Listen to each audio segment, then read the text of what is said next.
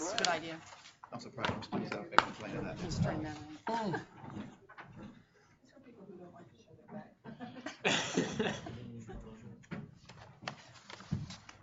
Sticking out on this side, guys.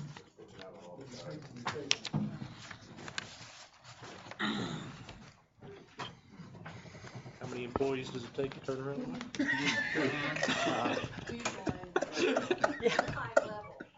Okay, are you ready? Good evening, everyone. Okay. This is the City Commission meeting of February 12th, 2015. It is 6:34 p.m. Before we move on, I just want to say that this past week, this community lost two honored citizens, Dr. Joe Holland Dowdy and the Reverend Freddie L. Hickman. Dr. Dowdy served this community for 45 years as a dentist, and he was very active in the First Baptist Church. Dr. Hickman, as we all know, served as pastor in this community for 45 years, and in 1976, he was the first African American elected to the City Commission, serving as commissioner for 18 straight years, of which 4 he served as mayor. Our thoughts and our prayers go out to the families of these two individuals, and I would like to take a moment of silence and remembrance of these individuals, and then we'll follow with our invocation. So if you'll please stand and we'll do a moment of silence.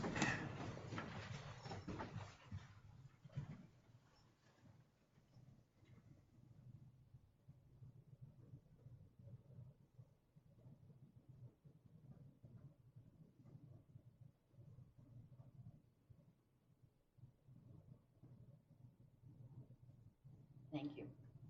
We will have Pastor Nick Carter, the youth pastor of the First Baptist Church, to give our invocation, followed by the Pledge of Allegiance. Please pray with me. Dear Lord, thank you so much for today. I thank you for such a great city. God, I pray for the business that goes on in this room, that you would be glorified within this. God, I pray for all the people that represent the city so well. God, I pray you continue to be with them, lead them, guide them. We love you, and we thank you. In the name of Jesus Christ, I pray. Amen. I pledge allegiance to the flag of the United States of America and to the republic for which it stands, one nation, under God, indivisible, with liberty and justice for all. Thank you, Pastor Carter. Ms. Parham, roll call, please.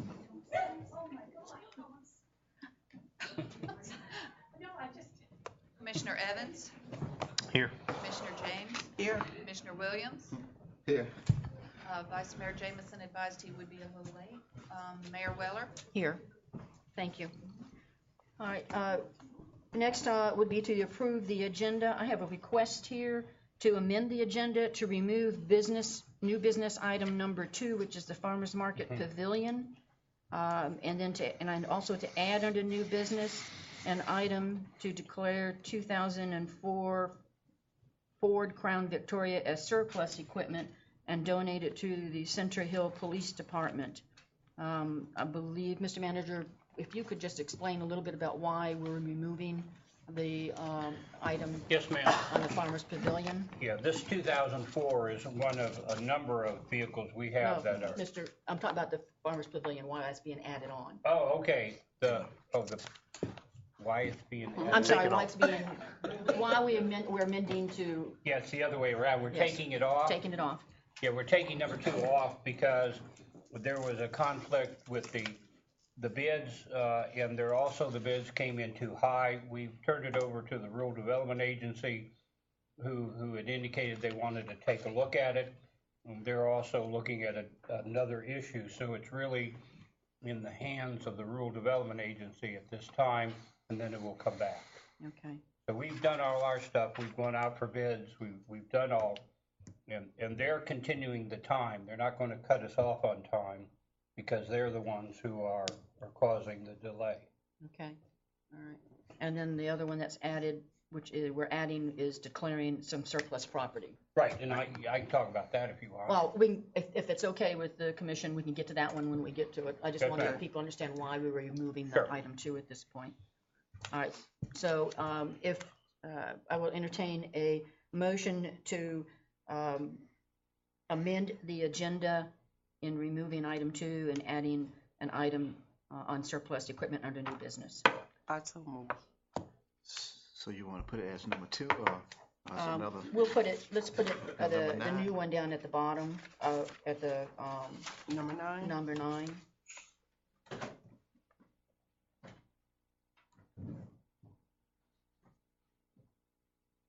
All right, we have a motion on the floor to amend the agenda, made by Commissioner James. Do I have a second? Second. All right, the motion is to amend the agenda to remove item 2 and add an item 9, declaring some surplus property. All those in favor indicate by saying aye. Aye. Aye. All opposed indicate by saying no. Motion passes 4-0. Thank you. Okay. Next on the agenda is to approve the minutes of January 20th and 22nd, 2015. I'll entertain a motion to approve those minutes. Madam Mayor, I make a motion to approve January 20th and 22nd, 2015 minutes. I second. All right, we have a motion on the floor to approve, made by Commissioner Williams, second by Commissioner James, to approve the January 20th and 22nd, 2015 commission meeting. All those in favor indicate by saying aye. Aye. All opposed indicate by saying no. Motion passes 4-0. There is no unfinished business on our agenda, so that moves us to citizen requests and comments. If anybody would like to come and say something before the commission on something that is not on the agenda, please limit those comments to 5 minutes and direct your comments to the mayor. Is there anyone that would like to come forward?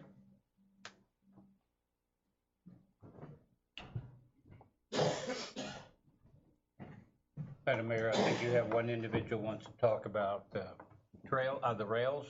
Yeah. Your name, please? The suggestion to get back on track with the railroad track. Your name, please, sir? Oh, my name's Mr. William R. Hobby. Hobby? Yeah. I don't live here. I live in Fort White, Yes, sir. but I used to work here in High Springs. But anyhow, I think that they were ripping out a lot of the tracks. Yes, sir. Okay.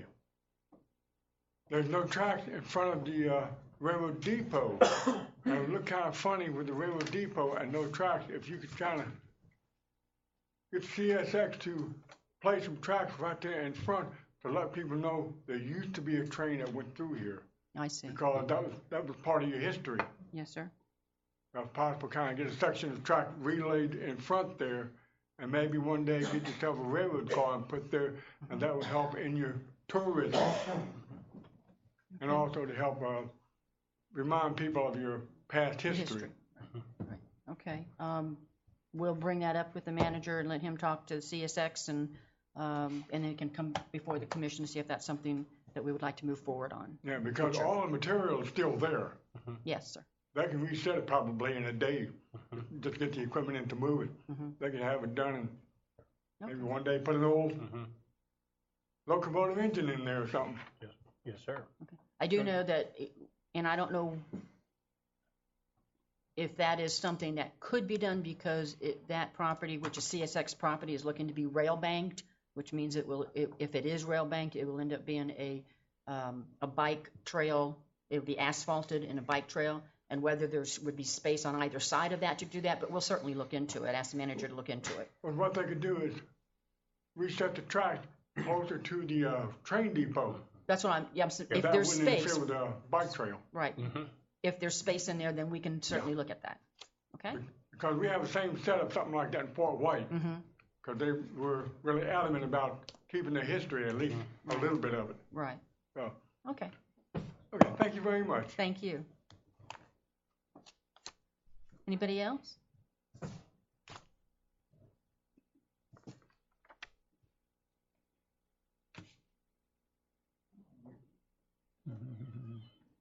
That was the Hobby Lobby in favor of railroads. Paul Regensdorf. The invocation made reference to this great city, and then Mr. Hobby gets up and refers to the history of this great city and trying to preserve a part of it. And what I wanted to do is to now ask this commission that has sort of been reconstituted and I think moving in a proper direction after some years of stagnation, if we could get the city back into thinking about its past as it affects its future. And things like that are exactly what I'm talking about. except for the single act of the city or the CRA giving some $40,000 to an old building in town, or people who own it, the concept of historic preservation has been totally stagnated in this town. Why is this town great? It's not great because it's got roads and streets. It's great because it's a quaint town. I own a bed and breakfast, my wife and I. We get 1,000 people through here who love to come to High Springs to see the quaintness, the uniqueness of this old city. And yet we have done nothing, the city specifically has done nothing to preserve that historic character in the last few years. Efforts were made several years ago, and they went nowhere for reasons we need not go through tonight.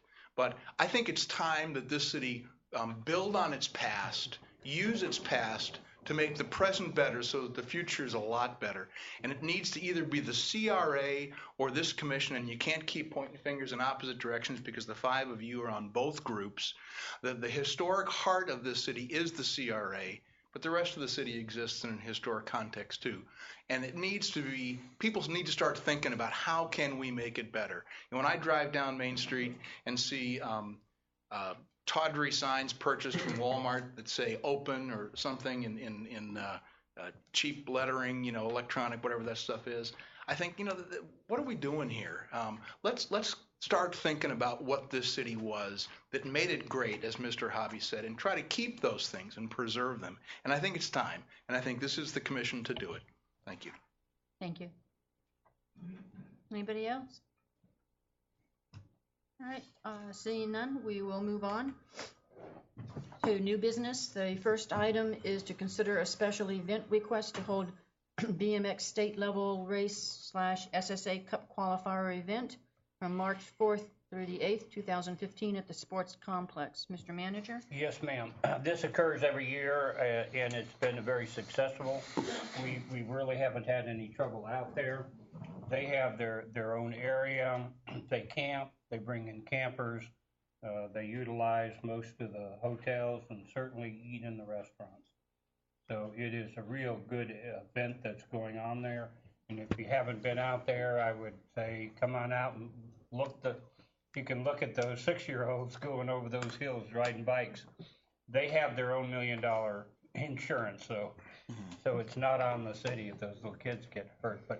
But it is a great event, and they have a lot of enthusiasm, and it's one to come take a look at. Any questions by the commission? Yes.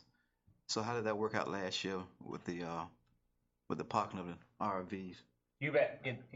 They parked in an area, and we watched them. We have blocked off them getting into the hills, and we'll do the same thing and put that orange fencing around so they don't. We only had one problem, and that the kids in their enthusiasm used a lot of the public works hills of sand and debris to go up and down, and we were concerned about our liability. So we blocked them around, and they stayed away from them, and we'll do the same thing this year. Okay, thank you. Any other questions?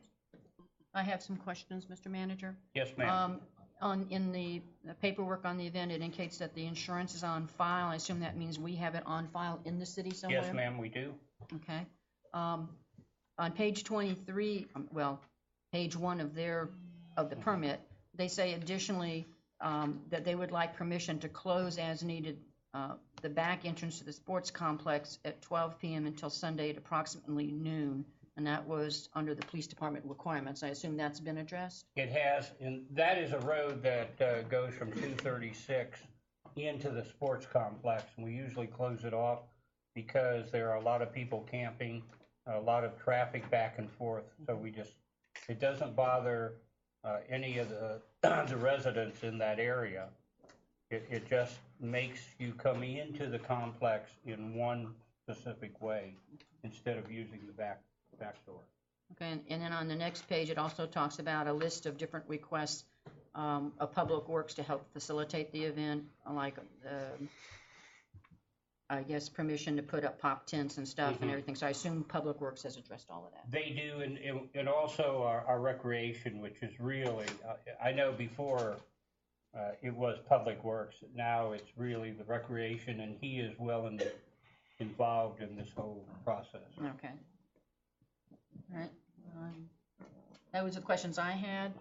I will entertain a motion to approve the special event request for the BMX state level race. So moved.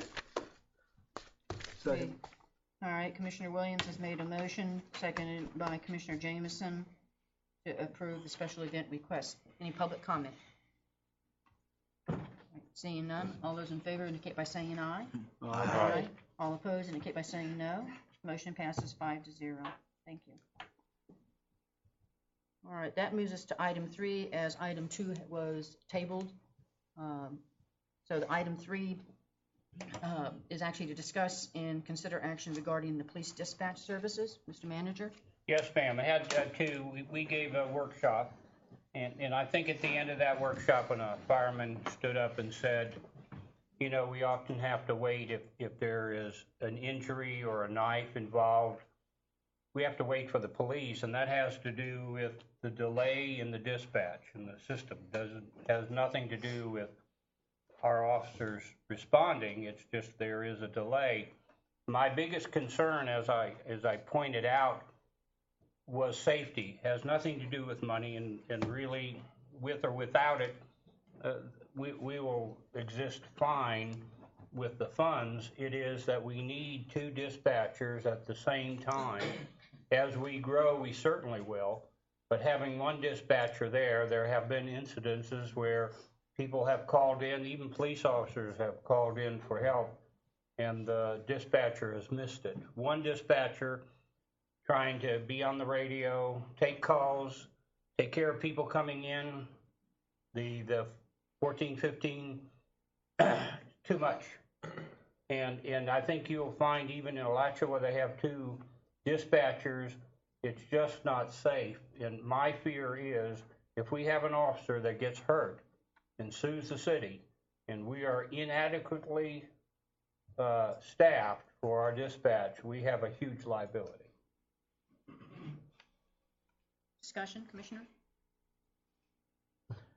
What does it take to get those 2 dispatchers on board? What it will mean hiring 3 more dispatchers, and the total cost, I think, came at $120,000. The other choice you have is to turning it over to the county. And the county also indicated their willingness to do that. The issue about streets, I don't know, it depends on who you talk to, but if you really talk to Sadie and that, they dispatch our firemen already. And they're saying that we are out of compliance because we're not part of the grid system, and that we have duplicate street names as they do in Gainesville. And there have been incidences where the Gainesville Fire Department or Police Department have dispatched into Gainesville when in fact it was High Springs. So I know it's been a very controversial issue. That's the reason I've taken money off the plate. It is strictly a safety issue, really, and it always has been. And I just want to make it clear that, you know, our dispatchers are equal to the dispatchers in the county. This has nothing to do with their abilities. It has to do with what you have presented to the commission as far as what we need in the way of the number of dispatchers to have for the safety issue. Yes, ma'am. I'm not sure they have all the facilities in front of them that the county has. If you look at their facilities, I mean, they have a wealth of information. The one difference is officer needs assistance and he calls our dispatcher has to call 911 to get the county and state police. If we're on the other way around and an officer is under the county system and he calls and says, I need assistance, that means he needs assistance now. And then you get everybody from a 10-mile area screaming to help him, and that's what needs to happen. Commissioners, any other questions? So, Commissioner Williams? So far as if we was to go this way, I know that it was a time limit on when we must change the signs or change the address. So have that been? That's been modified, and it was on the initial contract, September, we were supposed to change all the addresses, and that wasn't really relevant. That was based on the fact that the first contract we had a few years ago said we had 2 years to do it in, we just ignored it. Sadie put down September because she wanted to make darn sure we'd start working on it. We have now changed that till March. It gives everybody plenty of time, and they're actually working. As long as we are working towards it, I have both Antoine and the fire chief on their small committee to try to figure it out. There's numerous things, there's from calling it streets names to putting it into the grid system and what's best. We had an offer from the gentleman that puts up street signs from the county, and he said he had plenty of money and he was ready to do it. When you say plenty of money, meaning the county would do the signs for us? They were, yes ma'am. Okay. So in other words, so then we'll have enough time to let those that's going to be affected about this address know in a way in advance that they can prepare for it and do what they need to do. Yes, sir, and I guess I'll let the chief, who is probably more versed in that subject. Fire Chief Bruce Gillingham. The thought process right now, according to the city, we are not in compliance. The Fire Service Network also says we should be on the county grid system. There's a lot of different things that say we should have gone this way a while ago. It's something we need to start looking at very seriously. Let's break away from the dispatch issue and the addressing issue as one. Let's take them as two separate issues at this point. The goal with this is we do have a March deadline tied into the contract, March 31st, 2016. The idea here would be we've got a draft map of what it would look like at this point. We've already got a general idea what the housing numbers would be at this point. We've been working on this pretty diligently. We would look at doing 1 or 2 community forums, some information gathering, some information given. It'd be a two-way street. I'd like to ask for permission to do that depending on which direction we move forward tonight, and get the information out there. I'd like to get the information to the businesses as soon as we can. So when they start ordering letterhead, they start ordering new business cards, menus, various different things that this is going to affect, they have plenty of time to plan for it. So we can get them to move forward. And it's not that we're going out and just trying to get this done as fast as possible, but do it with due diligence. So that's where we're at with the county at this point. We've already played with CAD overlays with the computers in the fire trucks at this point. We've looked at it. It seems to work well.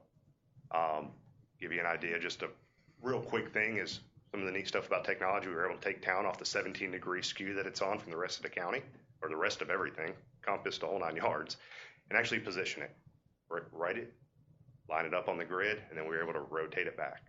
And it flows really good right now, and it looks really good right now. It's going to be an adjustment. It's going to be an adjustment for everybody. But with the technology we have at this point, I don't see nearly the amount of problems we had in 2000 when we started messing with, when the county changed the outer areas. So, you have any questions for me? Commissioners? No, pretty much answered. Okay, thank you. Thank you. So the next concern I have is I'd never like to see anyone lose their employment. So how we work with the dispatchers? Our contract basically says that we notify them. We notify the employee, and we also notify the union. We have agreed, and I certainly will write them a letter of recommendation. Sadie says as long as they are certified and they don't have a problem, that she will take them all. She has a number. Dispatchers are very difficult to hire to begin with. And to say that we need 3 more to make ourselves safe, I'll be honest with you, that's a monumental task in these days to find people who are certified that can do that job. We would also pay them by contract 90 days severance. So for the employee, they could work out real well by going from us to the county and then also getting 90 days salary. So it could be a bonus rather than a bad thing. So we have the funds to pay all of those? We do have the funds. Okay. Because we would have a savings between the current system and when the county took over. That would give us in this year enough funds to do that. Okay. All right. Well, so with most of my questions answered now, I'm pretty much in favor. The only reason it's a safety issue for me. And after going to visit the dispatch center in Gainesville, yes, I was really impressed with that center because my thought was it was just one big room where all these people just sitting there and if a call comes, they just answer it. But it's not so. It's very, very, very well organized. And basically, we thought it was 2 steps that had to, before it get to High Spring. But actually, it's 3 steps. So that's seconds lost with those 3 steps. Because they come into the central, I want to call it the central little location, and then they take it and send it to another location, and then it comes to High Springs. And so that's why the fire department can get theirs. One of the reasons they get theirs so soon because they got just the 2 steps. Come in, bam, and goes to that area where they dispatch fire.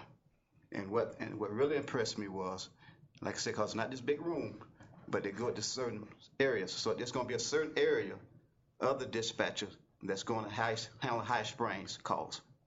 It won't be like whoever, but that one area will be handling High Springs call. And one of the questions was, do your dispatchers pretty much work that same area? He didn't say all the time, but the majority of the time they will be working in that same area. So some people have a problem. So my thinking is, the more they work in that area, the more they familiar themselves there with High Springs. So I was really impressed with it. And again, it's, like I said, it's not about the money. It's a safety issue that if we save one life, that's a life saved. So I think it's truly a safety issue. I'm pretty much in favor of doing it now. It took a little twisting for me to twist this way, but I think it'd be the best thing for the city of High Springs at this time. As long as we're taking care of employees, making sure that the residents have enough time to adapt to the changing of the addresses. That's all I have to say at this time. You know who's not here, though I have talked to almost all the police officers. It is the police officers that support the county system. They did before. And I'm not going to talk about why we changed, but it was the police officers that have always said they are safer with the county system than they are with our own dispatchers. And I know that the public feels that our dispatchers know them, but the truth is you call 911, you're calling the county anyway. Yes. And so, and even our own dispatchers we have don't live in town. And so you say, I'm Mr. Jones and I need help. I'm sorry, but none of them are going to be able to know who you are. You're going to have to be like everyone else and give your full name and address. And also with that, Madam Mayor, also with that CAS system, when they showed it to me, everything that our officers see, the county's seeing it also. So if they need to respond to the county, if they really need to respond to High Spring, they got the information. High Spring got the information, and everybody working on one accord. And that really, really, really impressed me. And then she went on to show me how if they had to hook all of them up, if they had to hook up with Alachua, Columbia County, there's a system where they can all be on that one accord in case of somebody coming through, somebody done killed somebody in Columbia County. They can all be talking at the same time before they get into High Springs, so that they pretty much know what's going on. So technology is really, really, really something else over there at that place. So again, I was really impressed with it. Commissioner Evans? On Commissioner Williams' first point, in addition to Alachua County, if for any reason there was a dispatcher that was not wanting to go to Alachua County, I called around to some other counties. Columbia County is going to be advertising 3 positions available this coming Monday. Gilchrist County has 1 position that's being currently advertised and is available. And then Union County said they may have a position opening up in the near future. They have somebody that's either retiring or moving or something. I forget what the gentleman said. So as far as the employees, my personal feeling is it's not going to affect them. The only effect's going to be instead of coming to work in High Springs, they're going to go to a different location. And from my understanding from the pay scale, I know Columbia County, what the quote the gentleman gave me was higher than what we're currently paying our dispatchers. And I believe the city managers said that Alachua County was also a little higher than what we're paying our dispatchers. So even though if they're having to commute a little further, they're going to be compensated better. I do agree also with, it sounds like everybody else, I think this is a safety issue. Either way we go, we cannot continue to operate with 1 dispatcher, even though we have good dispatchers. There is no way that one person, if you've got 2 things happening simultaneously, can handle them properly. It's going to cost either a police officer's life or one of our citizens' life. And once that happens, somebody's going to come here and say, why didn't you do something about it? And we can't just say, well, we wanted dispatch or we couldn't afford to have a second dispatcher. Me personally, I really think we need to go towards the county. 1, it's a better system. The police officers, a lot of them like it because just like what Commissioner Williams was saying, they're connected. They know what's going on. The surrounding agencies know what's going on. It's safer for everybody involved. And 2, even though I keep saying it's not about economics, to hire another dispatcher, we're going to have to take money from somewhere else to hire a second dispatcher, which we can do, but that other agency is going to suffer for it. And in that note, just to kind of get things going and the ball rolling, I'd like to make a motion that we switch our dispatch to the county system and everything that goes along with that, street signs, everything else would be required per the contract that's been submitted to us. All right, Liz, I won't accept a second yet on that motion until any other commissioners had a chance to say something if they have something to say. Okay. You know, and I'd like to recognize our chief of police, Jack Ontario. This is his first meeting. And I know he's going to be asked, so he should give us his opinion. He is coming from Broward County, which the whole county is going to all the cities in Broward County, and those are big cities, are all going to the county. And I'll let him talk for himself. If he'll just, I'd like to finish with our commissioners first, sure. and then we'll have the chief say something. Assuming this Commissioner James? Yes. I took a day and I went over, as Reverend William did, and spent over with the county in the dispatcher area. And to follow up, it's quite amazing how that system works. It is truly amazing. It's nothing like what I expected. Nothing that I had envisioned in my head is the way that place operates. And they walked us through and gave me a complete tour and explained how everything worked over there. And I was even more amazed, again, as Reverend Williams said, when the call go in, you can see it at more than one location. It's not only the city or the location where the incident is occurring, but you can see it wherever it needs to be seen. And I thought that was absolutely astonishing as well. So again, as long as the employees are being taken care of and they are not going to be unemployed, I am I'm going along with the county movement as well. All right, thank you. Hmm. Yeah, I had written something down here and I was going to do it, but a lot of the stuff's been said, and so I'm not going to repeat some of the things.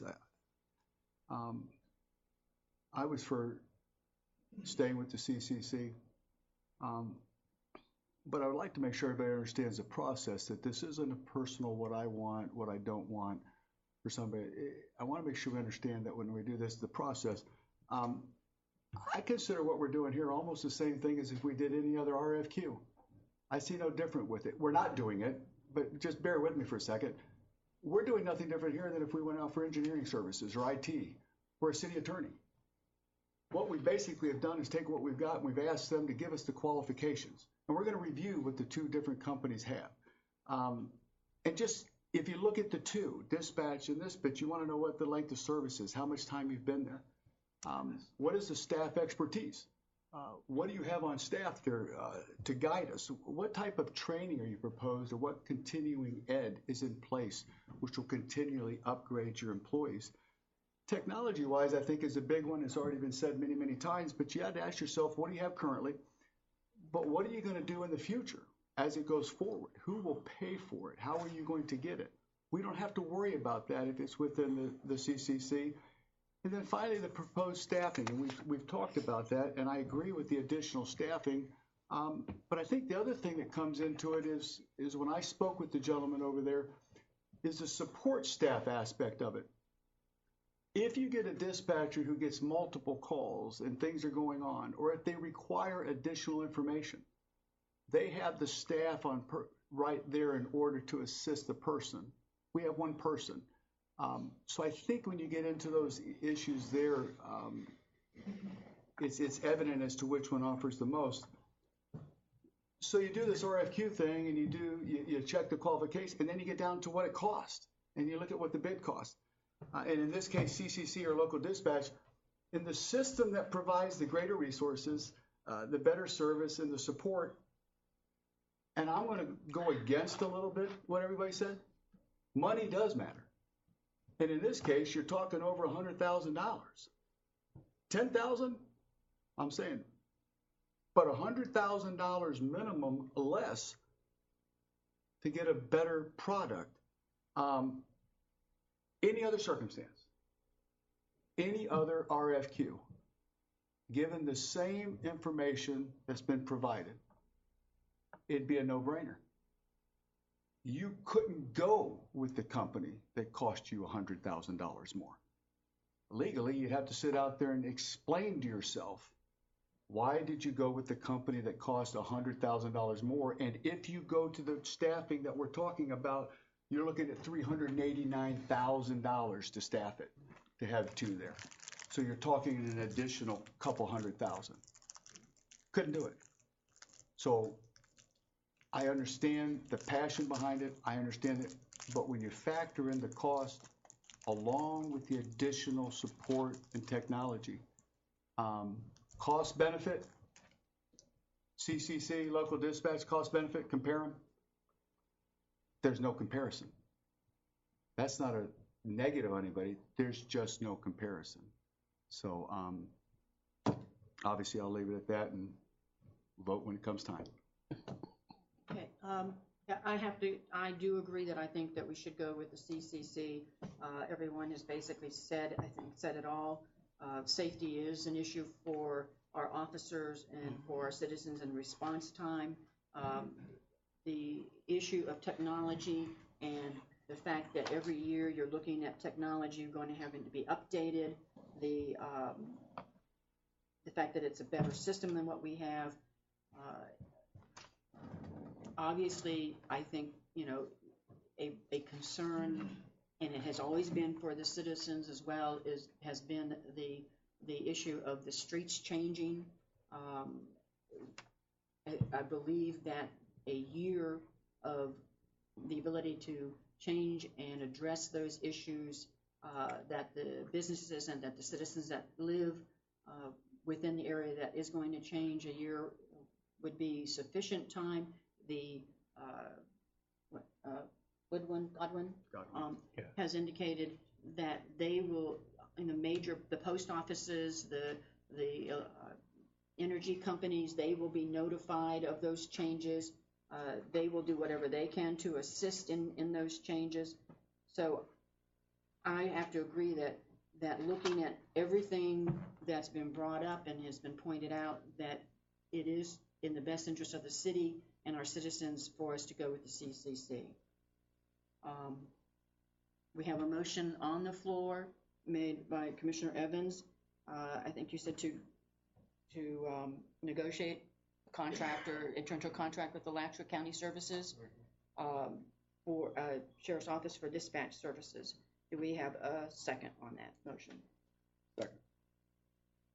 Commissioner Evans made the motion. Commissioner Jameson has seconded the motion. All right, I will now open it up for public comment. Please come forward if you have something to say, and limit your time to 3 minutes and direct your comments to the mayor. Sylvia Newcomb, High Springs. I was interested also in the surrounding communities and how they conducted their business with their own dispatch, because High Springs is one of a few handful of cities that still have their own dispatch, their own police department. The city of Alachua, when I called them, they have 1 dispatch, 3 in training. And so I asked them, what do you do if they have to go to the restroom or something comes up? Well, one of the police officers comes in and helps. Are you planning on giving away your dispatch? No, we are not. Okay. So then I began to think about it. They don't have any plans to give it up. I don't think that Ms. Llewellyn or any of the other people that report for newspapers feel threatened in any way because they only have 1 dispatch. Okay. So then the finance director had stated that we would save probably $50,000 this year, $100,000 next year. My question last meeting was whether or not that money would be given back to the citizens. I guess not. Then I asked, how much has the sheriff said that the dispatch will cost the city after we reach the 6,000 plus citizens? Do you have any idea about that? You do? Yeah. How much is it going to cost us? It's in the contract? Good. You might want to let the citizens know. And then, Commissioner Williams, you assured me the last time when I was talking to you, I asked whether or not this did not work out to the citizens and how we felt that it should go into the county. And you assured me that we could get the dispatch back. But I'm here to tell you that you probably won't, because it would cost too much money to reinstate everything.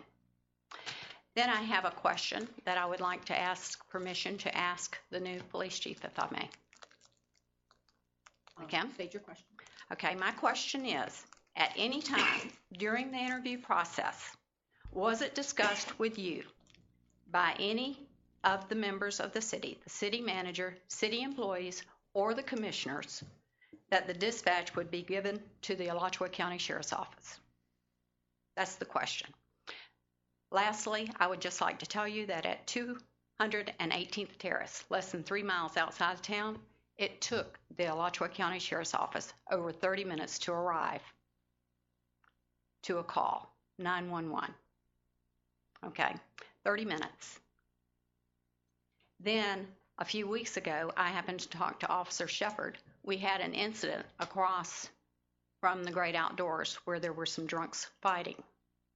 Didn't take but a minute to get the police department over there. Why? Because most citizens know the telephone number. When you call 911, if you're not calling a 911 incident, it takes a lot longer than what you think to get the sheriff to respond. Thank you. Thank you. Anybody else? All right.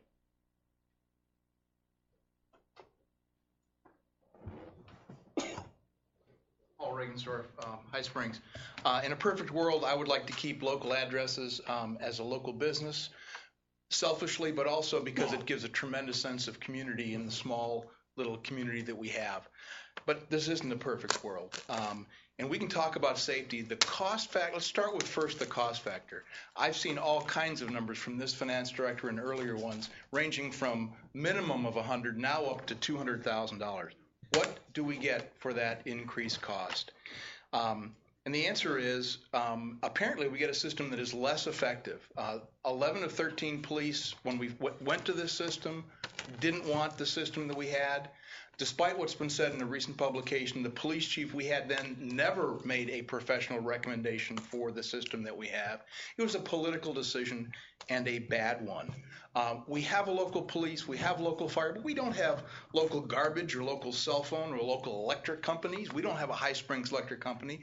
We've got a few people sitting in a back room who direct phone calls to police here after it routes through a system. It makes no sense. The system should be the county system that's faster, it's better, it's more modern, and the police want it. I don't know what the new chief wants, but he's from Broward County, and my personal opinion is that people from Broward County tend to know what they're talking about. Oh, I'm sorry. The fire has been dispatched by the county for years, and nobody is offended by that because it works. And that's exactly the same system we're going to have our police dispatched by. It is a no-brainer. And the money that the police department absorbs every single dollar raised by the taxes in this city. Every single dollar. The rest of the county budget is paid for out of fees and things like that. Think of that. The entire tax base pays to the police department. If we can save $100,000 or $200,000 and put it into productive use for other things in this city, what a tremendous benefit to the city.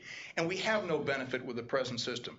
Addresses, I still refuse to believe, as a somewhat technically involved person, that we can't solve this problem of the addresses. But if we can't, and if there's no way to bend the county on this, and if we have to go to Northwest 544th Street and 327th Avenue, which is unfortunate, and I don't like it, but if we have to do that, then I suggest we immediately start looking at alternatives. For example, naming the main street something else, High Springs, Maine. Name First Avenue, Itchtuckney Springs Road. Name 9th Street that cuts between the two things as call it what you will. It's pretty easy to do. Now, the back streets, there'll be a few of them that won't go along with that. But for the main ones, we can do it and give the city, keep the city flavor and come up with names that relate to High Springs. My comments before, and Mr. Hobby's comments before, the history of this town. We can preserve that history. Wow, that hurts. Maybe it's just my hearing. I strongly urge you folks to go ahead with this. It's sad we have to do it, but I urge that you do it. Thank you. Anyone else? Is there any other citizen? All right, I'm going to ask the chief to respond to the question earlier. And by the way, welcome to the city. Thank you.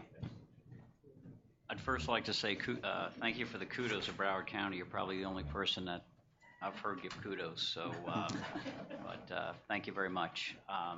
Of course, I'm not here for a full 2 weeks yet, and but I get this issue. We've dealt with this issue down in Broward. There's 31 jurisdictions down in Broward County. The agency that I worked for almost 26 years, we were the last agency. We held on. We held on to our own dispatch. And we finally realized that best practices is to go where the interoperability is and able to, at a flip of a switch, talk to adjoining jurisdictions. Because even though I came from a jurisdiction that had almost 335 officers, we can't do it ourselves. But I get the issue here because we're talking about 4 dispatchers since I've been here that have been walking on eggshells. And you have to be empathetic to what they're dealing with. I don't know their circumstances. I had an opportunity to talk to one dispatcher this morning, for about 45 minutes when I came in.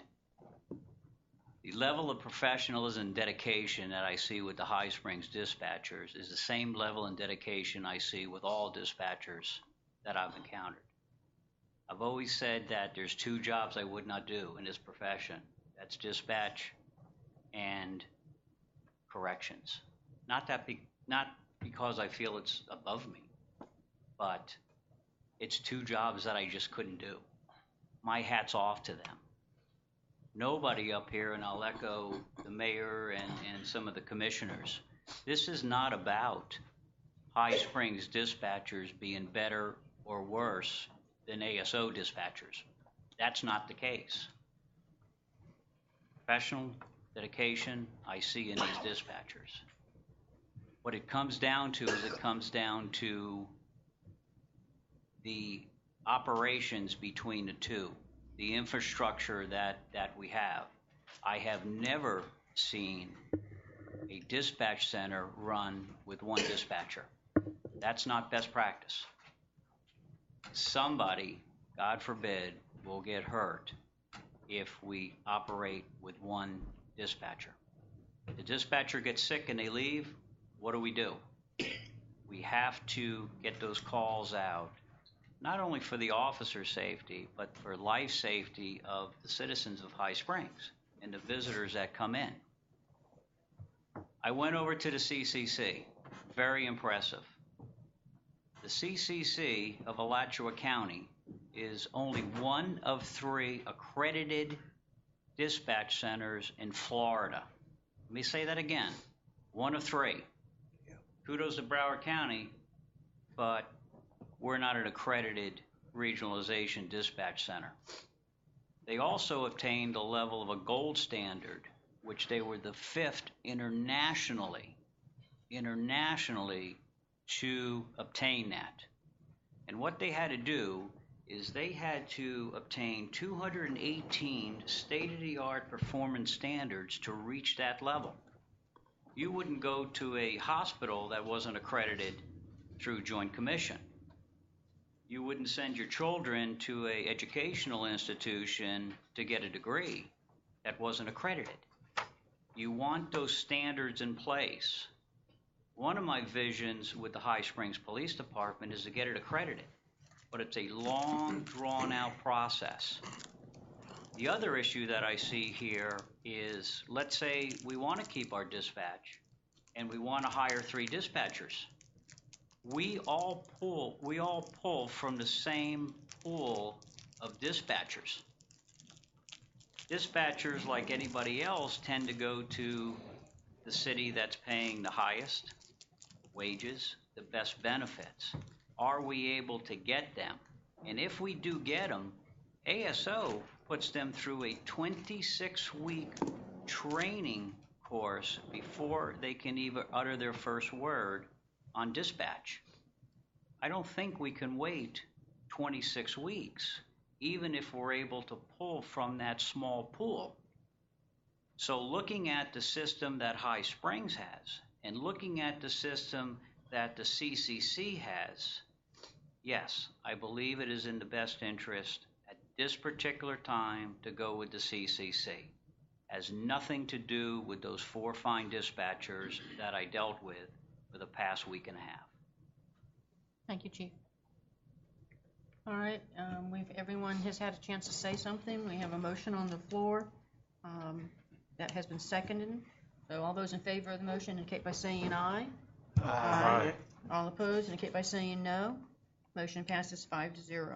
Can I make one more statement? Yes, Commissioner Williams. I think, Chief Gillingham, I think you said you were going to have some kind of community forum or workshop to let people know what's going on. Please do so, for people won't be misled and take stuff out of context and put things out there. I want the people to actually know what's going on without people to put false statements out there about what's what and time and all that. And then people can find out actually what the how police officers they're gonna respond to a murder quicker than they will to a dog barking. It's just that makes sense too. So we need to really let the community know what dispatch is all about and how police officers actually work when it comes to answer to calls. Okay, thank you. All right, the next item is item 4, which is to review and consider approval of a mutual aid agreement with the City of Alachua Police Department for combined operational assistance and voluntary cooperation. Yes, ma'am. This Manager? is a normal. We have interlocal agreements with all the cities around us, both fire, police. They do the same, so they will respond to us. We respond if they have an emergency. Our fire department is starting to branch out. it in itself goes to Columbia, and that is a normal district. But this is one of many that we just have interlocals with. And has our police chief reviewed this? I don't think he's had the opportunity. This came in probably before he actually came in here. It was Antoine, though. Did it? Okay. So. Looked at that, and we were working on that before. Okay. I have not, Madam Mayor, I have not had an opportunity, but these are pretty standard, pretty Right. common. Okay. And certainly, we need mutual aid. With only 2 officers on the road, we need mutual aid from an adjoining jurisdiction. Okay. Absolutely. All right. Thank you. Any commissioners, any comments? Any comments from the audience? All right, I'll entertain a motion to approve the mutual aid agreement with the City of Alachua. Make a motion to approve the mutual aid agreement with the City of Alachua. Second. All right, we have a motion on the floor made by Commissioner Evans, second by Commissioner James, to approve the mutual aid agreement with the City of Alachua. Any public comment?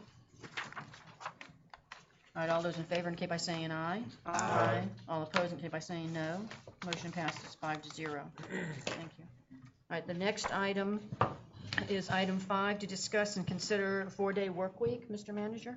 Yes, the four-day work week. I put that in place about a year or so ago. And the reason I did so is, and it came about, that the average age in our community is 35. It's not 60, it's 35 years old. We have a working community that needs business done before and after the work week, the work day. And so it's been very successful.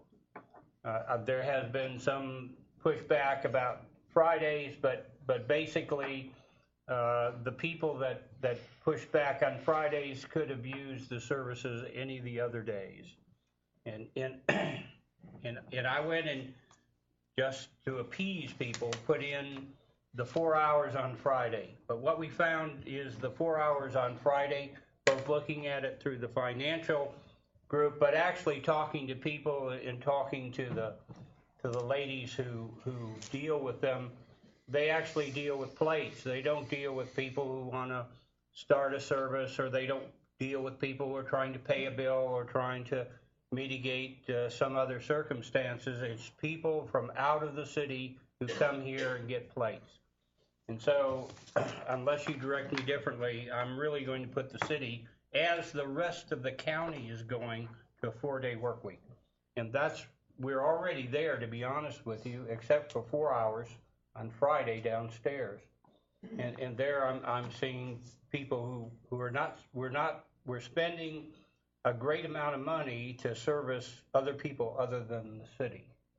And so because we're expending that kind of money, and we're really not getting the public relations for the dollar that we spend, I'm just going to put it on a 4-day work week. I'm sorry. We're already there, basically. I believe in the agenda packet, there's some additional information. Can we have that explained, please? Yes, please do. It has to do with the finances and the cost. Now, if our finance director can explain that. Basically, your utility bill we do, regardless whether we're open on Friday. We have the ability now to pay online with credit cards. So we give people the opportunity to get their bills paid over the weekend via the internet. The majority of the money that we would get for Fridays is the tags, and the state has set the rates for what we get.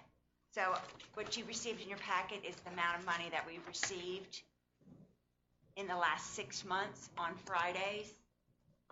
It's about $4,600 what the tag, and the cost to open is about $6,000. So basically, we lose money to be open to service the people that have tags. All right, so what you're showing in the packet is what we brought in for the tags, and then the next page is basically what the cost is what you're saying? Yes, ma'am. Okay. Commissioners, any questions?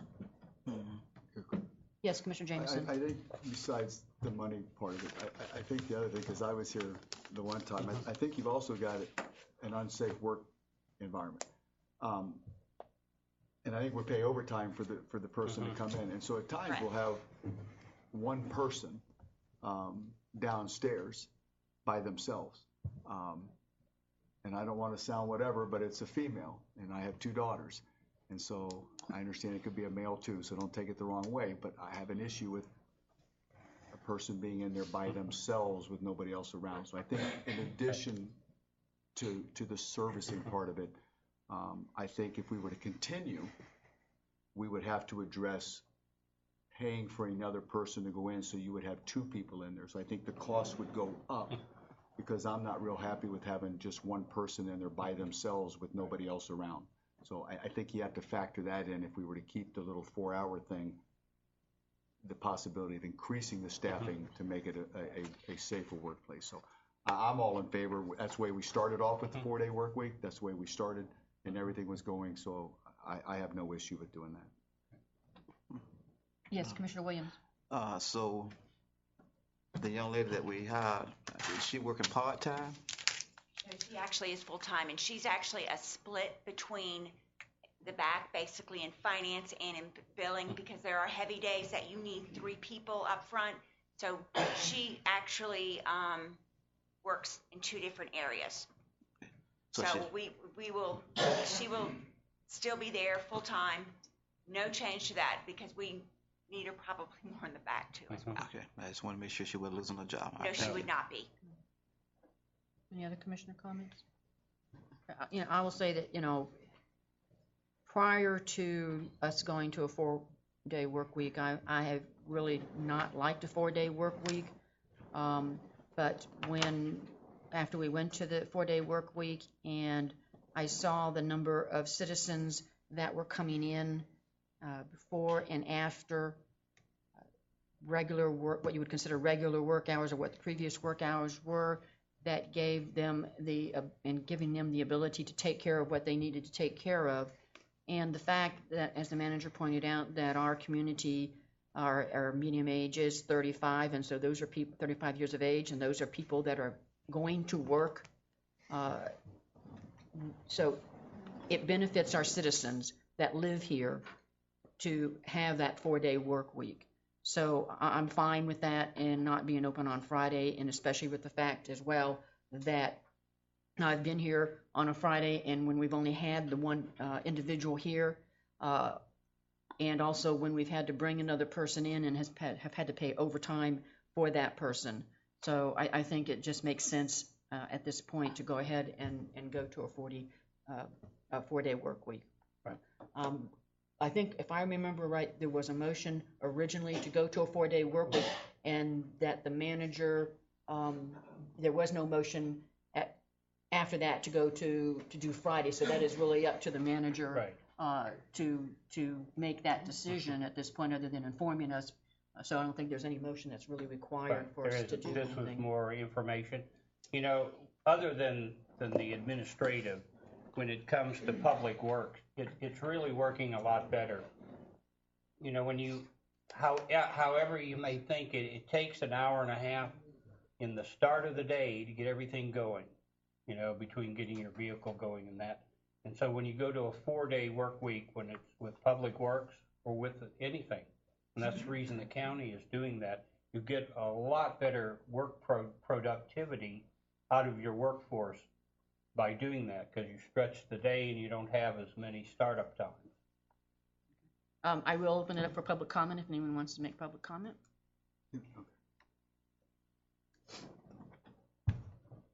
Please state your name and direct your comments to the mayor. Jim Warner. Thanks, Mayor. One of the things I would like to see implemented with this is when employees aren't at work on Fridays is energy conservation. There's significant savings in turning the lights out, turning the thermostats up to 80, and everybody, the employees through the city, if they're not at work, we can save a lot of money by water, electric, and gas conservation. So please be mindful of that if we go to that. I think the finance director actually Is that in the calculations? She's got, actually got Super. calculations what we're Yes. paying, so yes, the savings is by not coming in, she actually did that. Okay, Yeah. great. I didn't It's see actually it, up so there on the, with their, thanks for you just bringing don't see that the to my heading. attention. You got it. Yep. Anybody else?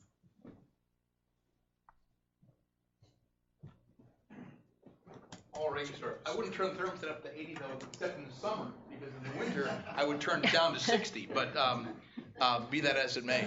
The 4-day, 40-hour week has been around for about 40 years. There was a big legal debate back when I started law school, so this is nothing new. It's got tremendous administrative benefits. I really like, I gather we're keeping the offices open later or starting them earlier. To me, a much more effective use of government time, because people who work simply can't get into an office in 9 to 5. They're somewhere else. So that's a terribly wise decision. The only thing I would ask, and I have no idea, why does it have to be Friday?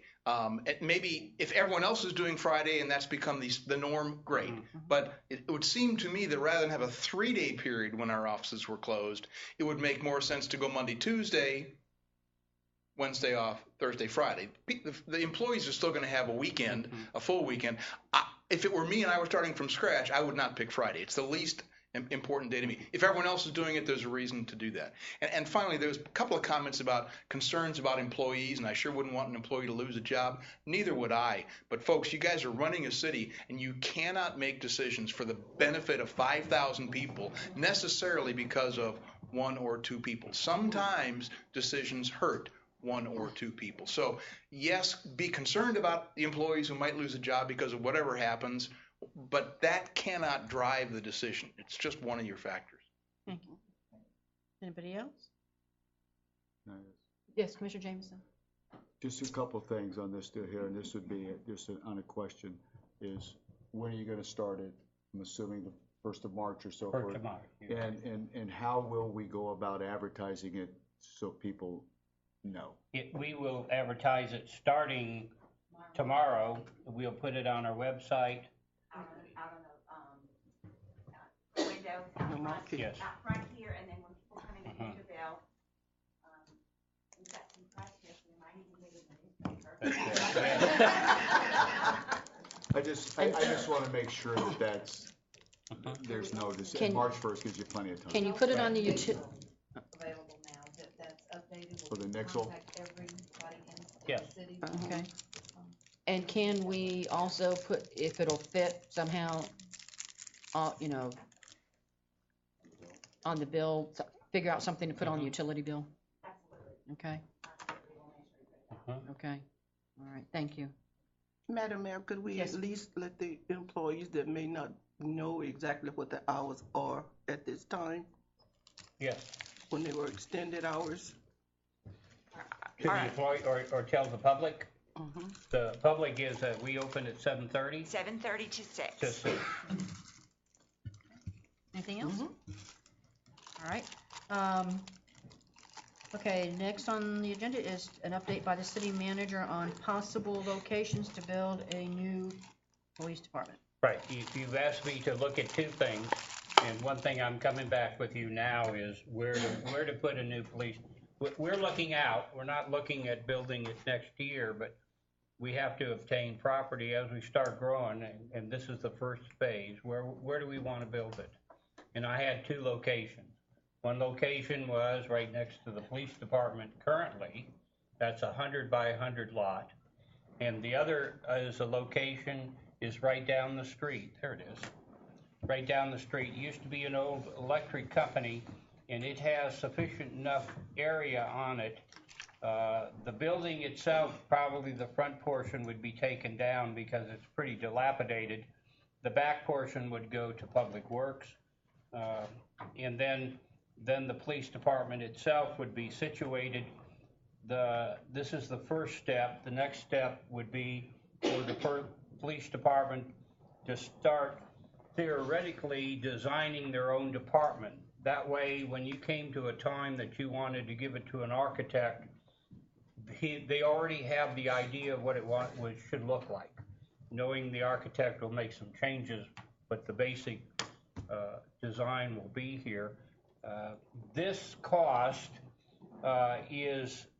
and I can't tell you the exact amount because I've been told to keep it under wraps, is less than 200,000. And what we would want to do is put a down payment and then pay it off in 2 years. And we have the funds to be able to do that. And so I'm only giving you this not to make a decision, but simply to think about. This is the property that's right next to the fire department, It correct? is, and it makes a complex with the library, the fire department, and the police department ourselves. And what would happen with the old building? It is ancient. And we're also going to, I'm sorry Mr. Fox left, but we're also going to look for funding through the state. For new police department? New police department. Again, always comes with some matching funds. The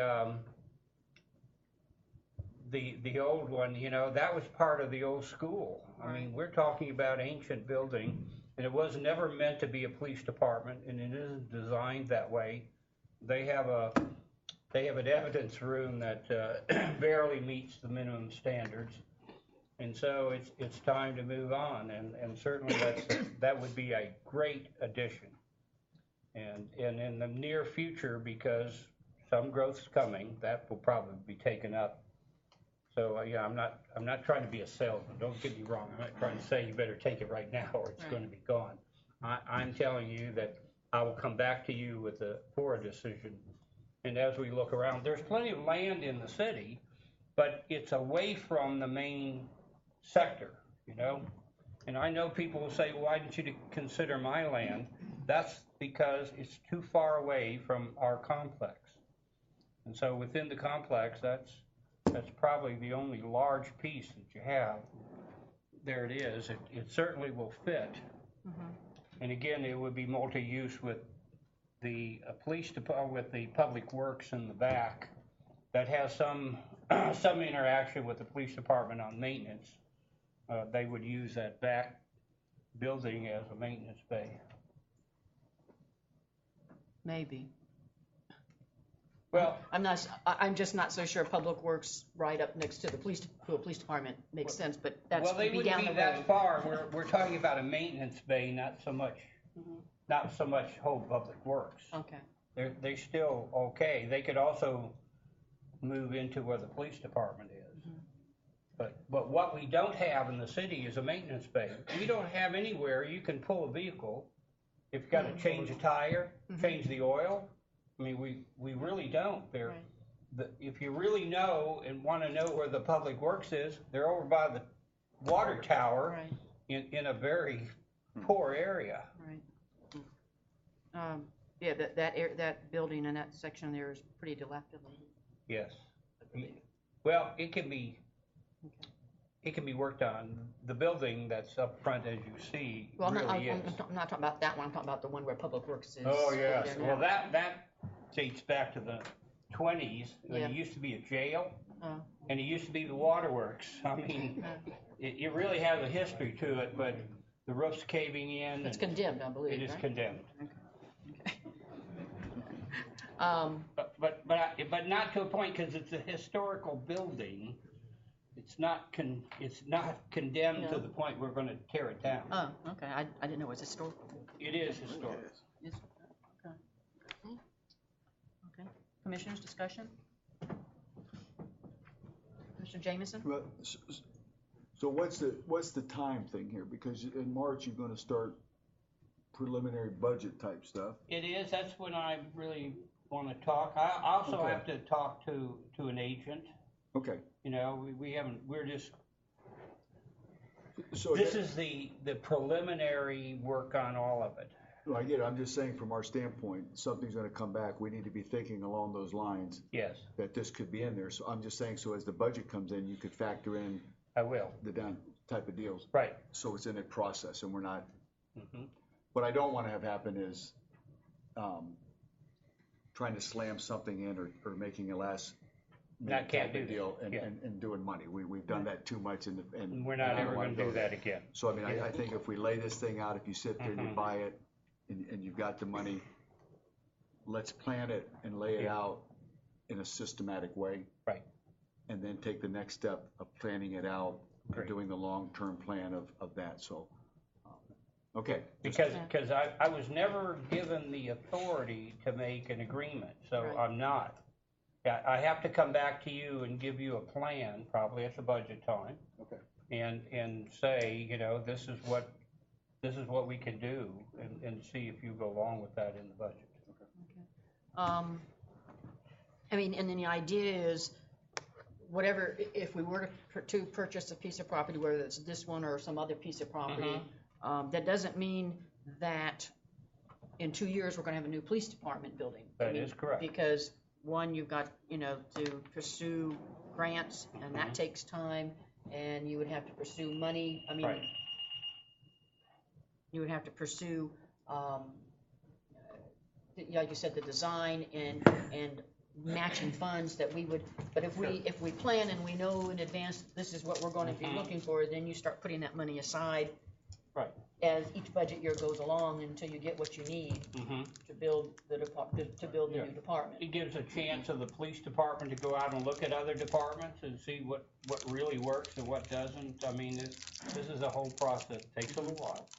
Okay. And then when it's done, it's not oh my gosh, we should have built it twice as large or, or whatever. Okay. So, sounds to me like there's no action that needs to be taken. No. You're just letting us know. Is there any public, I'm doing what you asked for me to do. is there any public comment on this? Okay. Thank you, Mr. Manager. Yes. We will move to item 7, which is to consider approving a special event permit for Lewis and Clark Circus. Right. Hold circus on March 7th and 8th. Yes, ma'am. This comes in at the same time BMX is. In the same area, we're proposing to put this right there in front by the Civic Center. BMX will be in the back, all on the same 7th and 8th. Oh, it'll really be. You'll be able to go and see bikers in elephants in the same day.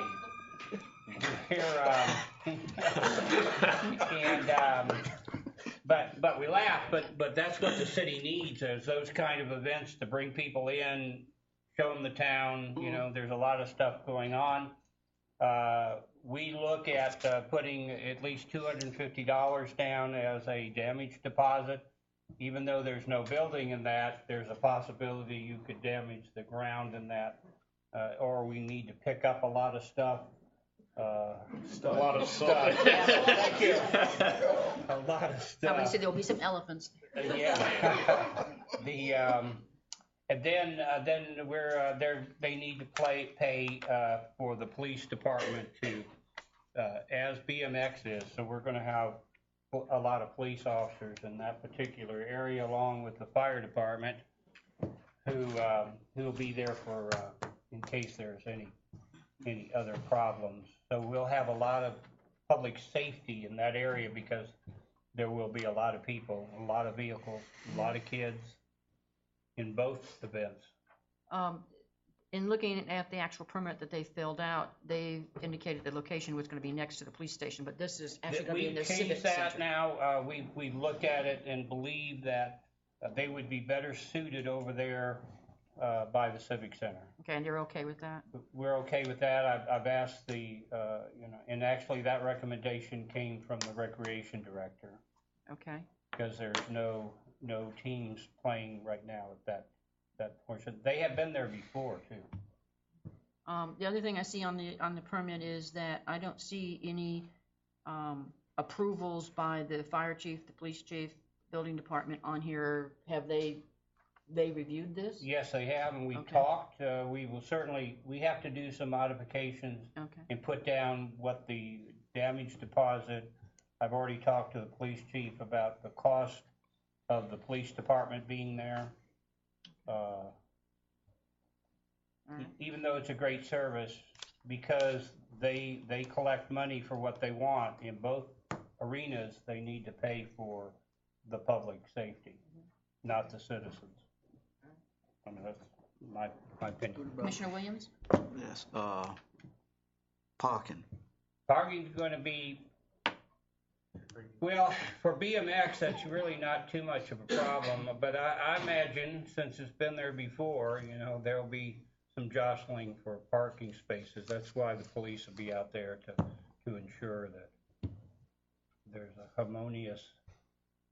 So have y'all kind of designed how y'all gonna park them, or y'all just? No, I'll give that to the police. Y'all just gonna wing it so you get there. This is on a Saturday and Sunday? It is Saturday and Sunday. And there's nothing, I assume we have nothing scheduled, or will not have anything scheduled in the Civic Building then? No, we won't. So that's open for bathrooms and things like that. As BMX is open with the bathrooms over in their area. I think this is, they're gonna have portables. I'm quite But sure. they have portables also. Yeah. Yeah. Yes. I don't know if I'd open up the Civic Center. Yeah, I don't know. Yeah, I know. If you got portables, I don't think I wouldn't open it up. Right. My only concern on this one here is, and I get the deal from a parking standpoint on the weekend, having everything there. I would hope that some, obviously, thought is given to that, where you're gonna park them. If it was here, it's spread out, you got all parking on one, you got all parking here. There is parking all around that big field, though. I got it, I just wanna make sure we have a system, like Yes. Mr. Williams said, as far as that we just don't haphazardly do it, that we have something in place so when they come up that we're actually doing it. So, yeah, I think if we can accommodate that, I agree. Yeah. I think it's better. That's my only, and I would not open up let me say that again, I wouldn't Would open not up to. open the Civic Center, right, If we they've got won't. portables, I wouldn't do it. There is Right. parking behind the Civic Center, assuming that the BMX is not gonna be parking there. No, they're a little bit farther Right. away, and, Right. and they usually use that area and that comes down the street. This area is pretty open. And there, you could get several hundred cars parked all the way around, as we see them when we have other sporting events. Okay, you're gonna have, you've got at least two businesses right around that. One, which is the sandwich. Yes. Station Bakery. Station Bakery there, that, Chief, I mean, I know they're open on Saturday, I don't think they're open on Sunday. But No, they're not. as far as, parking, you don't want people taking their parking up. No. And I know there's one on the side street there, an antique shop as well. And I know, they used to be open on Sunday, I don't know if they are now, but that's gonna be another business there that we would wanna make sure that we try to. On the positive, they're gonna get a lot of business. Right, but if there's somebody, well, they may, but if someone, they Parks don't, in you there, don't I want know. someone parking in their space that's gonna go, Agreed. that's going there. Yes. Any do other they- commissioners? Yes, Commissioner James. You said both the police department and the fire department has reviewed this? So Yes, in fact, we talked about it. Okay, so that tells me we have no manpower issue in covering both activities at the same time and not leave the rest of High Springs bare. No, ma'am, no, because this will be done with the off-duty overtime people. Yeah, and I do know that the, at least for the BMX, they've indicated that they've got their own, they got the, at least they don't, in the permit, they indicate they have, I don't know what their Explorer, maybe that's for parking though, the Explorers. I'm not Yeah, sure. no, security will be us. Okay. Yeah. Okay. Yeah, it historically, and I've have a lot of experience with special events. They fill out an application. They don't think they need the police, and they don't think they need fire. But getting together with Chief Gillingham, and so we're going to make the determination what they need, and come up with a plan for them. They never want to pay for security or fire. Sure. So they'll be there. It's not going to be at an overtime rate to the city. It's going to be at a detail rate being paid by the vendors. By the vendor themselves. Okay. Commissioner Yes. Evans? This, originally, the circus was going to be in Alachua, and only a week or so ago that they called and said the field, they're building on the field that they were going to be on, so they needed a place, so we were the next in line. Commissioner Evans? The only thing I would say, as far as you said something about a damage or security damage Yes. deposit, I do know some circus companies are better than others. I'm a Shriner, and we have a circus over in Jacksonville every year, and some of the companies we've dealt with in the past have been great. Others, we had one that left the elephant droppings at the back of our building for a better part of 2 months. So we just had some events there that were a little spicy, let's say. So I'm just make sure to get a good deposit and Yes, that type of deal. we are, this is the Lewis and Clark. I don't know if I really don't know the difference. they do have liability insurance. Yeah, they're full on the insurance. That's supposed to be one of the better ones. Commissioner Williams? Yeah, if they don't clean it, I think it's a job for the vice mayor and the mayor.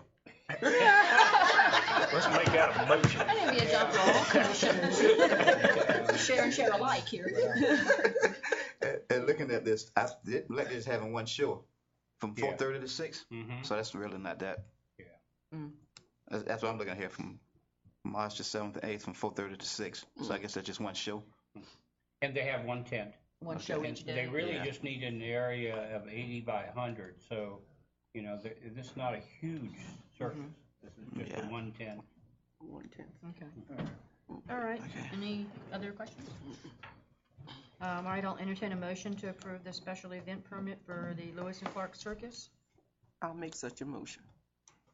Second. Okay, we have a motion on the floor made by Commissioner James, a second by Commissioner Williams. There, any public comment? Seeing none, all those in favor indicate by saying aye. Aye. Aye. All opposed indicate by saying no. Motion passes 5-0. Thank you. Okay, next item is to consideration and acceptance of a proposed settle agreement with Capital City Bank. It's time for the attorney to earn his Attorney, money. yeah.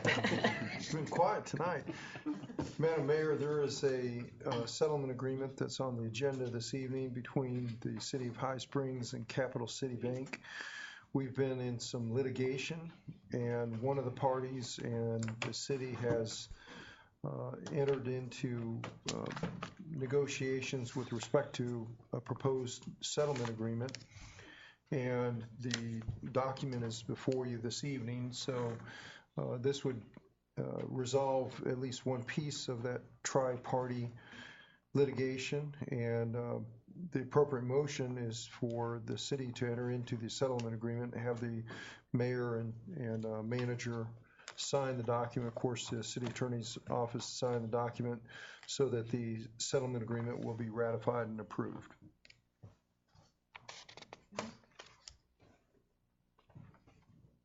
So we'll need a motion to that effect. All right, Madam Mayor, what's your wish? I make a motion that we accept the proposed settlement agreement with Capital City Bank. And authorizing the mayor and the manager to. That's with me and the manager to sign off on documents. Okay. Second. Commissioner, we have a motion on the floor made by Commissioner Williams, second by Commissioner Jameson, authorizing the acceptance of a proposed settlement with Capital City Bank, and authorizing the mayor and city manager to sign that settlement. Any public comment?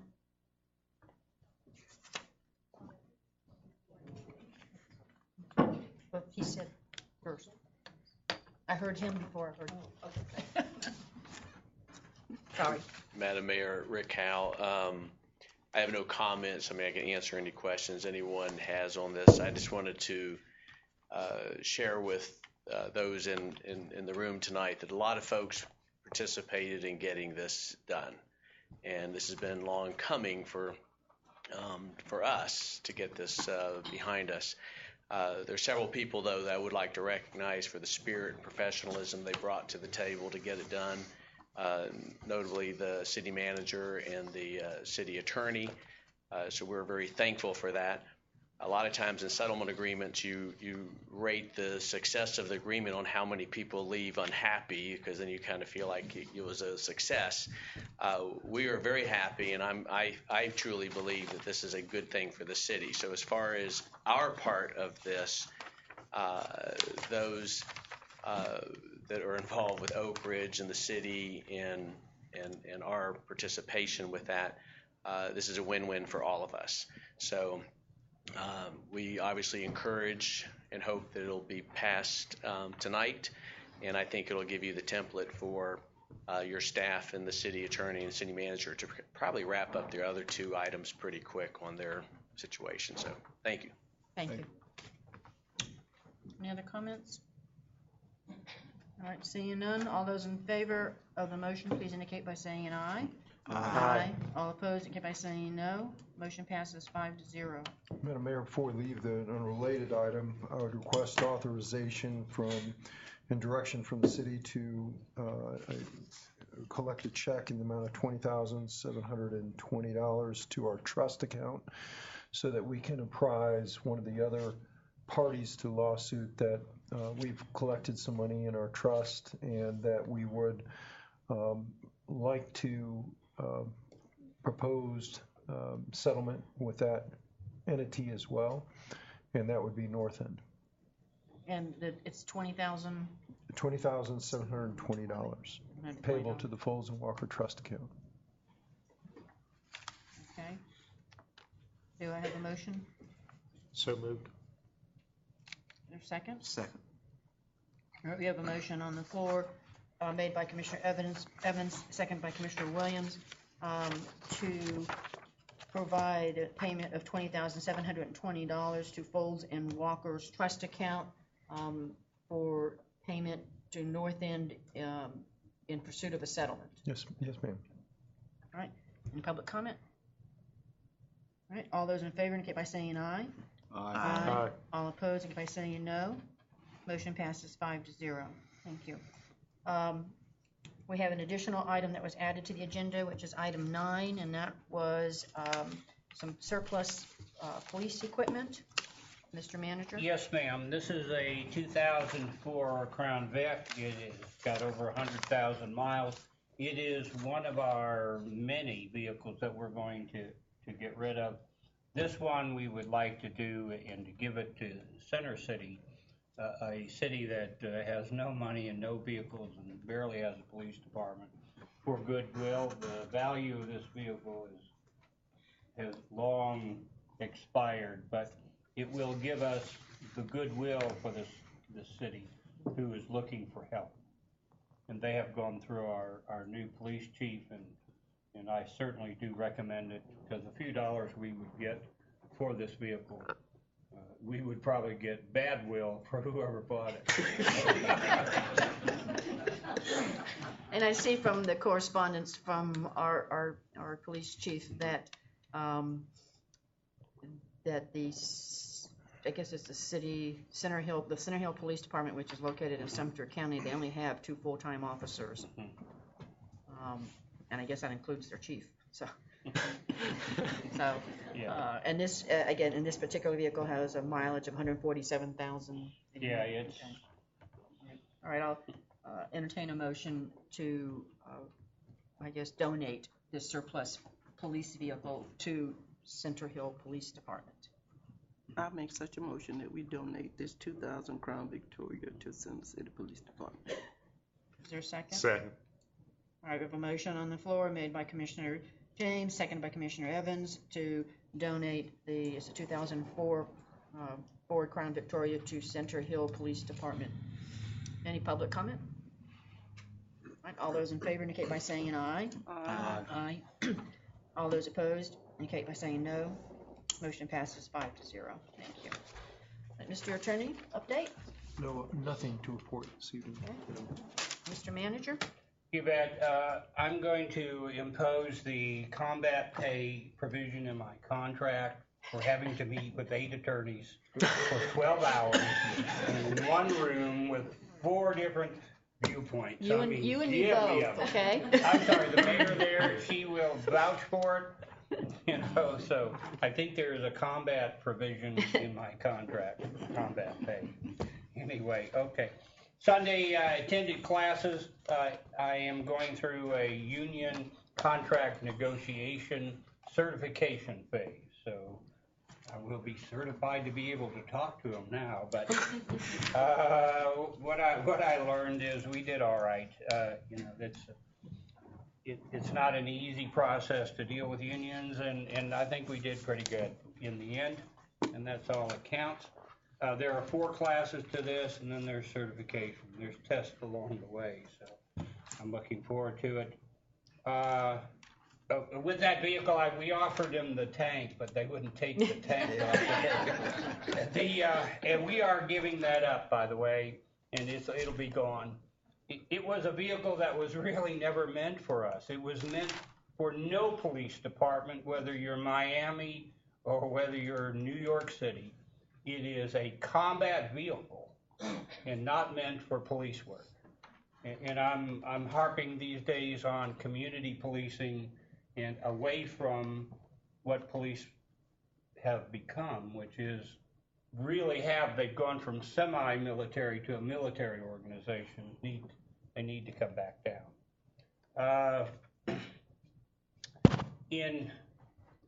In front of you, you've got a number of pictures. The first one you see, that's the new drying beds that we're putting into the sewer, and they ought to be in place in about a month, but we now have everything. We need to put a pad in, do a little wiring. What it does is, what you see here is, you have pictures? Yeah, I got it. Okay. What you see here is that about once a month or once every 6 months, whether every 6 weeks, we will take this container to a landfill.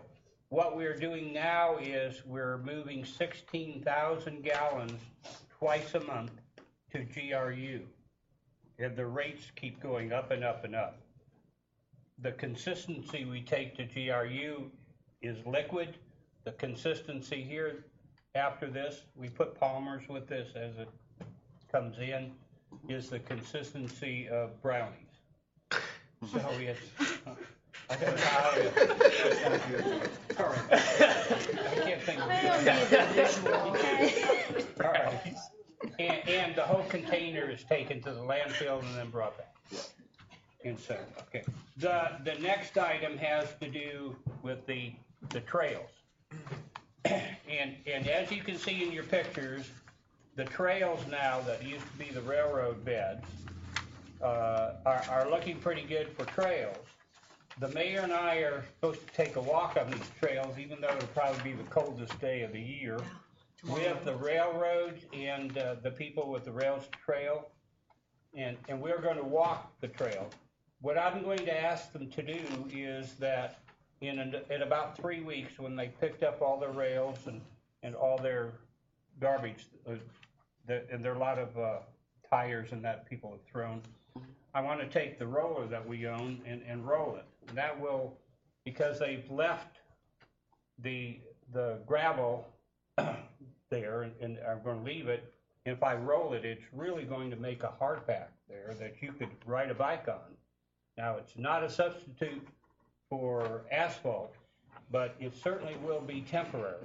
And so that's my question. If I'm allowed to, then I'll roll it, and it'll be a great, I'll do at least 5 miles, so it'll be a nice walk or a nice little ride that you can drive out and back. Not when you say drive, no, I'm not talking about a car. No, I'm talking about bikes. I'm sorry, you ride a bike. Right. I'm sorry, you just drive a bike. You ride a bike. Yes. Madam Mayor. Yes, Commissioner Evans. Attorney Walker, would there be any issue as far as liability, since that's not like an asphalt? I mean, somebody getting injured out there? I think your general liability coverage would suffice there. So no more than you normally would have. Yeah. Okay. The other item I have in front of you is a grant that we're putting in for. And we're going to do more than a grant. This is the first phase. And this grant is $1.5 million. And it's a request to really the governor, and then it goes to the Swanee River Water Management District. And it's for $1.5 million to put in that sewer pipe. Some of it's grinder, but most of it will be gravity fed. And this is, we're looking at phase 4. And with this, I'm looking for a plan. I mean, not looking for it. Myself and Midtower are going to write a plan for your land development plan that outlines the cost to the individual if they get a grant or they don't get a grant, and the item of impact fees. What we really have done in this city is that we have no consistency of what we have charged people for sewer. And one of your commissioners will vouch for that. As we put it many, many times, we seem to have made deals, and consistency is the most important thing. If we ever have a lawsuit that stops us, consistency is probably the only thing that will save us. And we don't have that now, and we're going to try to get that.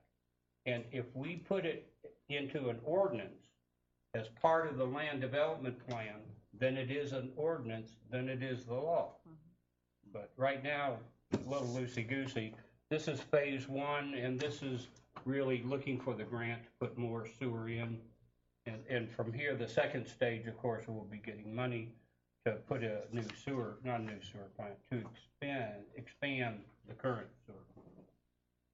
Mr. Manager, and looking at this, it appears that we're being asked, or it's being suggested that as commissioners, that we reach out to our representatives and also some of the Florida League of Cities. That's absolutely correct, and I'm starting to do that. I mean, I'm putting on a suit and being nice, and, you know, and we smooth them, because they eventually are going to have the say-so whether the money comes our direction or not. And the truth is, Archer, although they're having a lot of problems right now, got some money to do some studies and all that, only because they smoothed their local representatives. So we're going to start doing that too. We're going to introduce them to High Springs.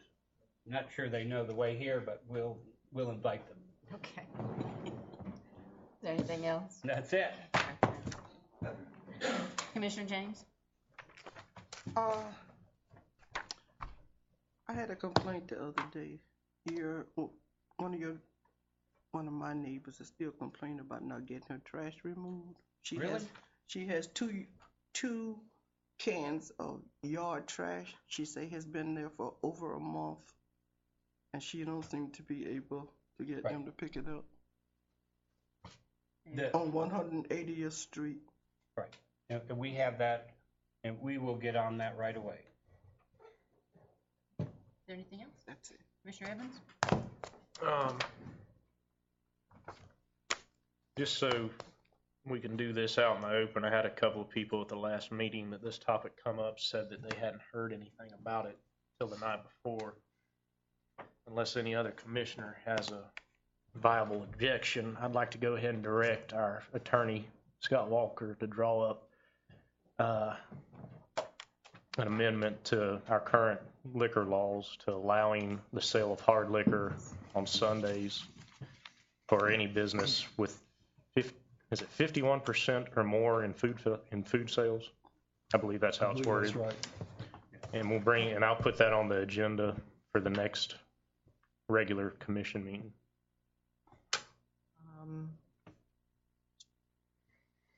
You would have to, I think you would have to put it on the agenda such that when it's on the agenda, you at that time direct the city attorney to do that. No, I don't know how to write the verbiage No, I up. understand. But I just wanted to make it known that I was going to put it on the agenda. That way, everybody knows about it. Nobody can come up later on and say, we did not know you were bringing this up. You didn't advertise it good enough. We're going to advertise it as normal. It's been brought up. We're bringing it up at the next meeting. Get this issue over and done with and move on to bigger and better things. Anything else? That's all, Madam Mayor. Commissioner Williams? Come out. A couple of things here. One is on Friday night,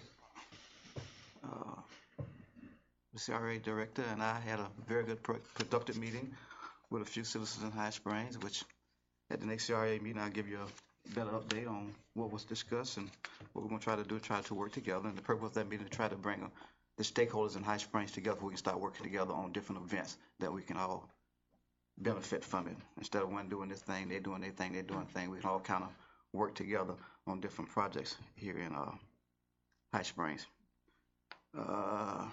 Second thing, Jennifer, Finance Jackson, she left.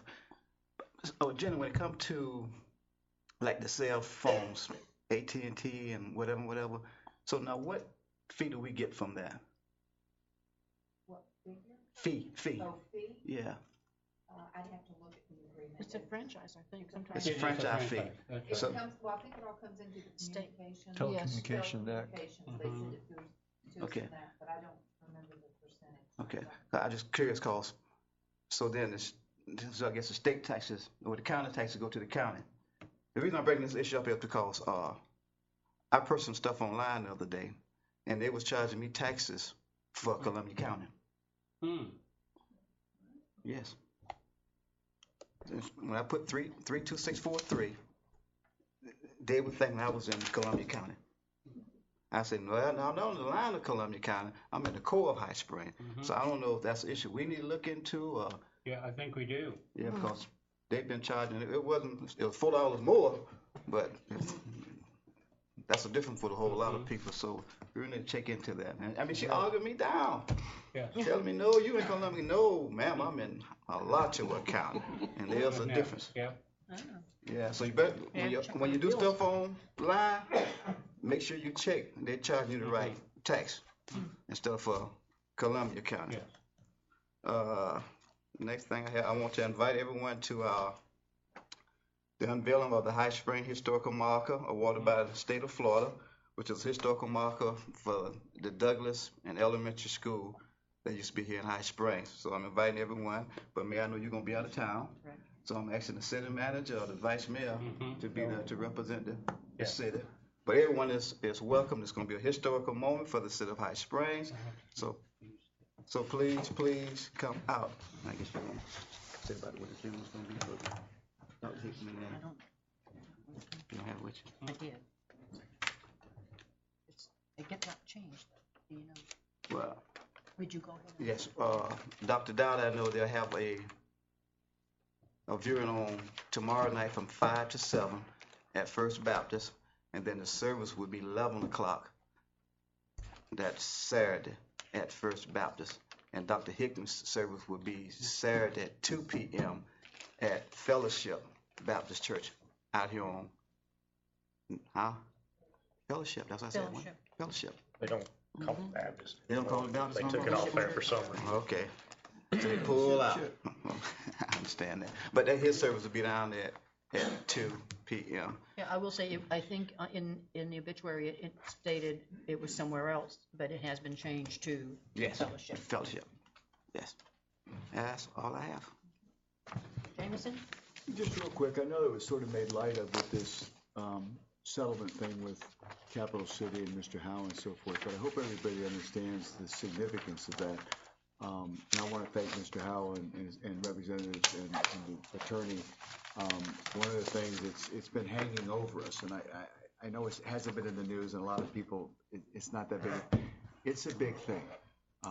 And so I just want to commend the mayor and city manager and all the city attorney and Mr. Howe so to get that major cog done so we can hopefully finish up the rest and get that sort of albatross off, and then everybody can move forward with expansion and so forth. I think this is huge, and so I hope everybody, you at least appreciate the effort that went into removing this and going forward. So I thank you very much.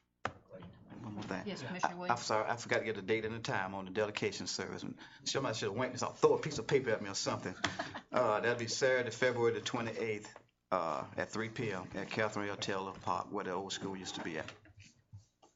Madam Mayor, before you say good night, I have 2 certificates I need to give out. Okay, and let me go, as soon as I'm done, I'll let you do that. I want to remind everybody that Monday is President's Day. So however you would like to celebrate that, please do so. I do welcome our new chief, although he's already been welcomed. I had it down on my list to do that, and welcome to the city. I'm glad to have you here.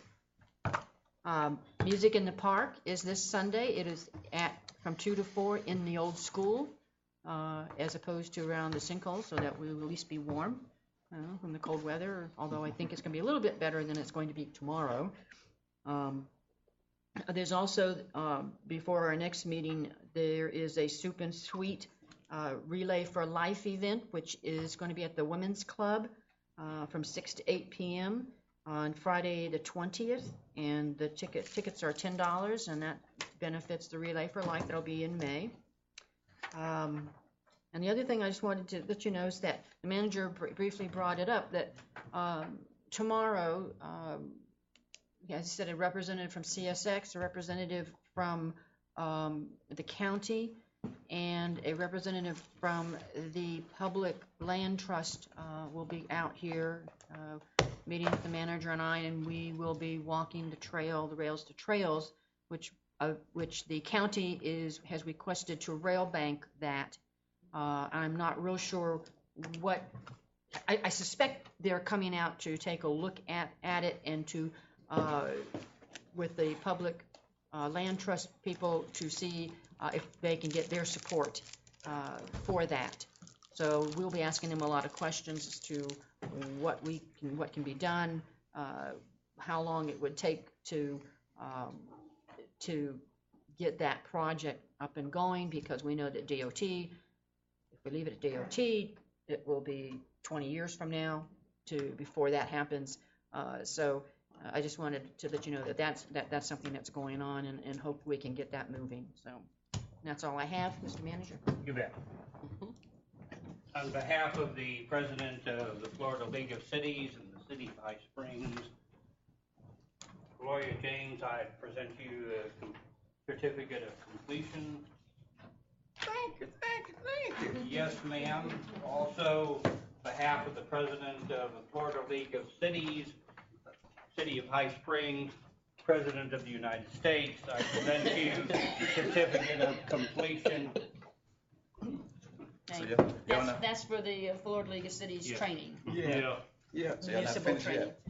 Still got one more. Yeah. Advance. The advance, yeah. Okay, is there anything else to come before us? All right, I'll entertain a motion to adjourn. I make a motion. I'm sorry, yes, ma'am.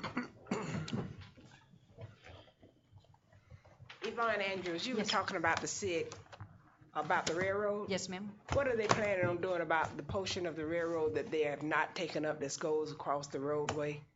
I think they're gonna take that up eventually. They will be taking that up and paving that back? Mm-hmm. Okay, that's just one of the concerns of the citizens I about know, that. mine too. We'll get to meet with them tomorrow. So we Okay, get to talk. all right, please make sure you ask them about that, Yes, because ma'am. the citizens have been asking about that portion that they didn't take up and Yes. what they're planning on doing about it. I think, it's easier for them to take all the rails up right now that are that's in the dirt, and they're gonna probably take that up and then have to pave it at that point. Okay, Make all right. plans for that. Thank you. Yes, all right, all right, let's make this quick. And I just want to add, it is soup and sweet plus. Plus, oh. We're adding extra goodies this year. So it's not, just coming in something sweet and a little bowl of soup. There'll be a lot of goodies. Okay, thank you. Okay, I'll entertain a motion to adjourn. I make a motion to be adjourned. Okay, meeting's adjourned at 8:26. Thank you for being here tonight. I cut that in half. I'm sorry. Yeah.